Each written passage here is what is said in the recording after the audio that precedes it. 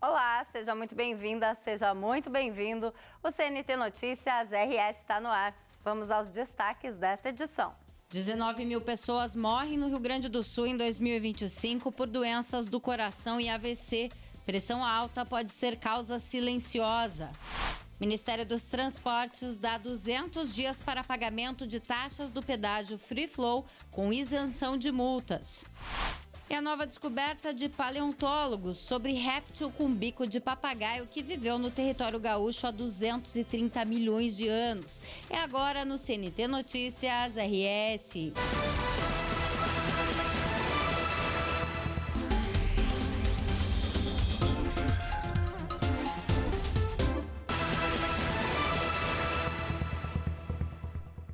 A pressão alta é uma condição muitas vezes silenciosa. E ela aumenta o risco para 3 das doenças que mais matam no Brasil. Em 2025, apenas no Rio Grande do Sul, mais de 19 mil pessoas morreram por infarto, AVC e insuficiência cardíaca.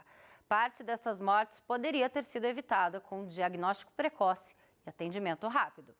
Só em 2025, o Brasil registrou mais de 350 mil mortes por infarto, AVC e insuficiência cardíaca.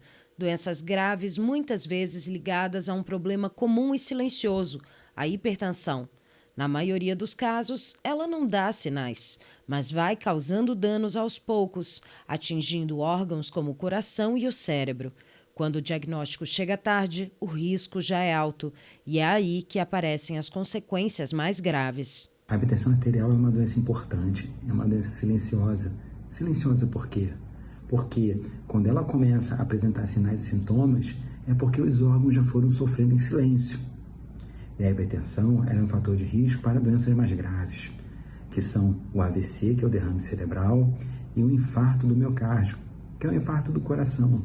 Quando o assunto é AVC, o tempo faz toda a diferença. Uma forma simples de identificar sinais é observar 3 pontos: o sorriso, o movimento dos braços e a fala. Se houver assimetria no rosto, fraqueza em um dos lados do corpo ou dificuldade para falar, o atendimento deve ser imediato. Além disso, outros sintomas também exigem atenção: a perda de equilíbrio, a alteração na visão e a dor de cabeça intensa e súbita. O acidente vascular cerebral, ele pode ser também diagnosticado de uma forma precoce. Como assim de uma forma precoce? Se o paciente perceber alguma alteração no sorriso, uma face assimétrica, uma perda de força em braço, uma fala enrolada, eu tenho que pensar num AVC, porque tempo é cérebro. Eu tenho que procurar uma assistência médica urgente. No caso do infarto, os sinais também não podem ser ignorados.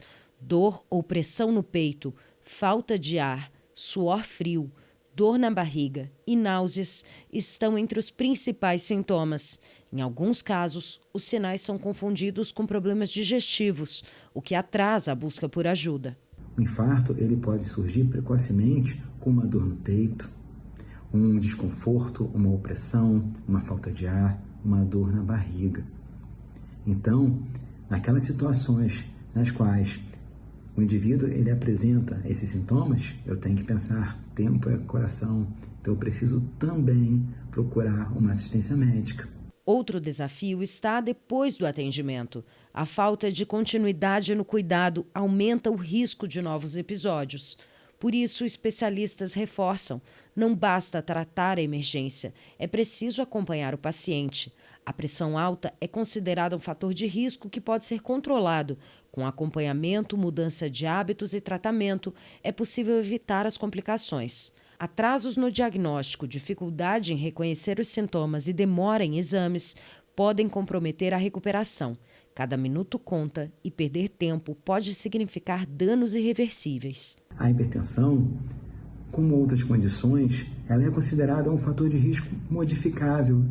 O que quer dizer isso? Quando eu trato a hipertensão de uma forma correta, eu tenho uma chance menor de ter um derrame ou um infarto do coração. A hipertensão, como outras condições, como a obesidade, o sedentarismo, o tabagismo, são fatores de risco que são modificáveis. Isto é, quando eu os modifico, eu reduzo a chance de ter esses problemas mais sérios. Então, quando eu começo a praticar atividades físicas, perder peso, cortar o cigarro, tratar adequadamente a minha pressão, eu vou viver melhor. A seguir, Ministério suspende multas e dá 200 dias para motoristas quitarem taxas em pedágios Free Flow. Voltamos já.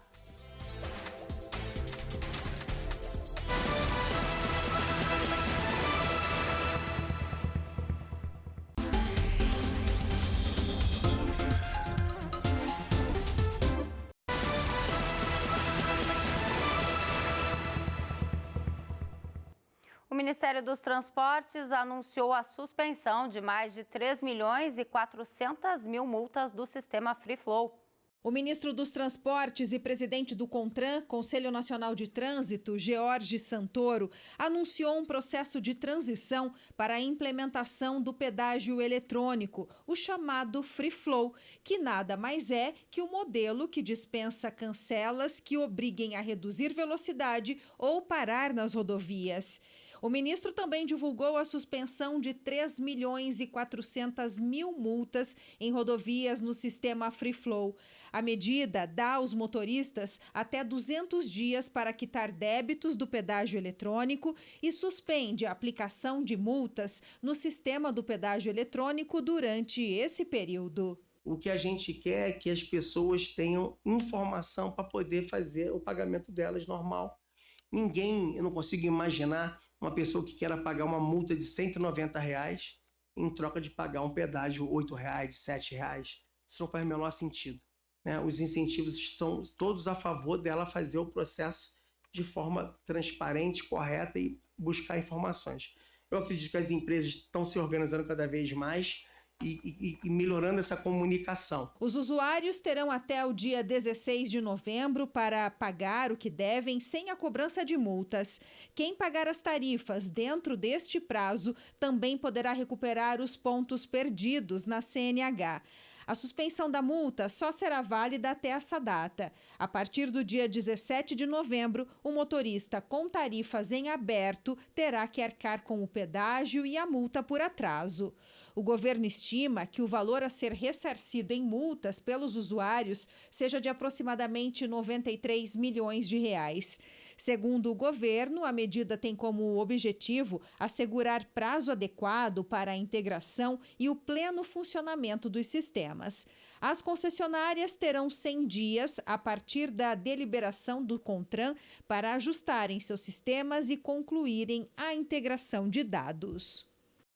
Daqui a pouquinho a gente fala do réptil descoberto no Rio Grande do Sul, que ajuda cientistas a entenderem melhor o período em que os dinossauros surgiram.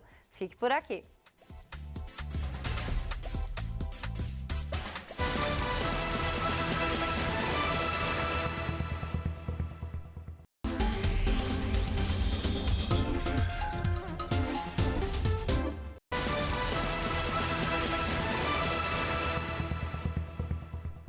Uma nova descoberta de uma espécie de réptil que viveu no Rio Grande do Sul chamou a atenção da comunidade científica internacional. O animal tinha um bico parecido com o de um papagaio e comia raízes e plantas. Uma nova espécie de réptil que viveu há cerca de 230 milhões de anos foi identificada no Rio Grande do Sul. O animal foi descoberto a partir de um crânio fossilizado e batizado de Isodapedon varzealis, em referência ao formato dos dentes e ao local onde foi encontrado, a várzea do Agudo, na região central do estado. O trabalho de preparação do fóssil se estendeu por mais de 6 meses, período em que a equipe removeu cuidadosamente o sedimento ao redor dos dentes, região considerada crucial para a identificação da espécie. Essa etapa foi fundamental para revelar características que permitiram diferenciar o animal de outros já conhecidos do mesmo grupo, os rincossauros. No caso do crânio aqui do rincossauro, ele levou mais de 6 meses, justamente porque tem regiões mais frágeis, como a região dos dentes, onde para os rincossauros ela é muito importante, justamente porque ela tem características diagnósticas que a gente precisa para identificar a nível da espécie. De acordo com os cientistas, a espécie era herbívora e tinha um bico semelhante em formato ao de um papagaio, pontiagudo e robusto, o que sugere que ele era utilizado tanto para cortar vegetação quanto para escavar o solo em busca de raízes, adaptações específicas para a alimentação. Ele era quadrúpede e media cerca de 1,5 metro de comprimento.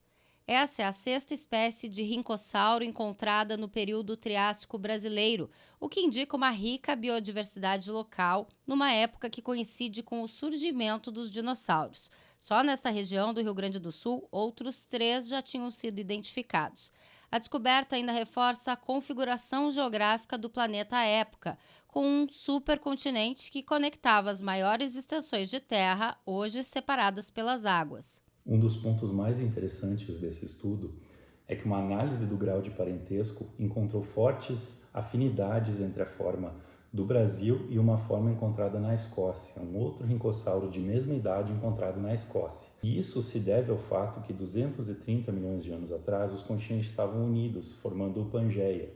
Então, com essa configuração, os animais que existiam em determinados pontos do planeta conseguiam transitar para outros locais sem uma barreira, como, por exemplo, um oceano.